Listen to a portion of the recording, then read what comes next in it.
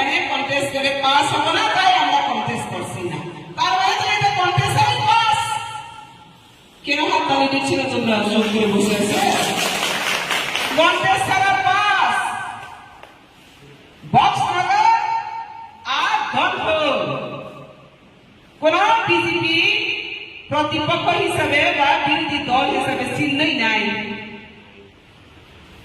তাহলে আমরা চোখ বুঝে ঘুমে এখানে পাস হচ্ছে।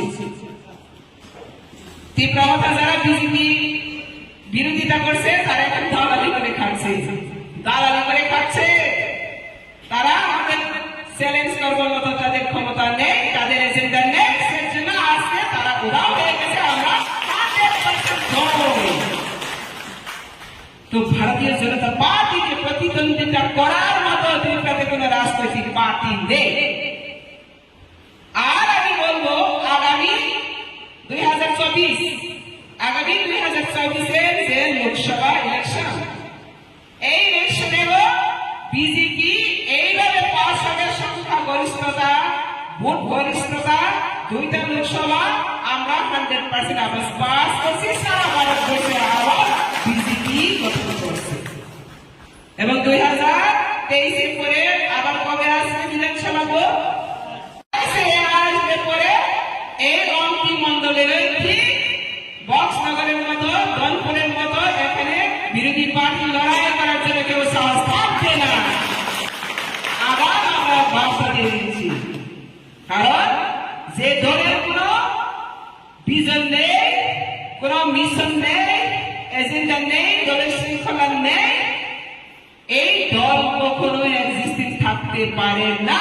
ও সবই দল সবে চলে গেছে, আর থাকবে না। সেজন্য মোদী নেতৃত্বাধীন ভারত সরকার এখন শুধু ভারতেই নয়, সারা দিচ্ছে মোদীকে এখন জয়ধ্বনি দিচ্ছে সবাই। মোদী লিডারশিপ ভারতবর্ষ অনেক পিছিয়ে ছিল স্বাধীনতা ভারতবর্ষের পর, কিন্তু আজ মোদী বসার পর ভারত এগিয়ে যাচ্ছে। বিশ্ব রাজনীতিতে তিনি চতুর্থ স্থান দখল করবে, তৃতীয় স্থান দখল করবে, প্রথম স্থান দখল করবে। সেজন্য ভারতীয়রা একদিন বলেছিল ভারত জগতের সবার শ্রেষ্ঠ আসন লবে।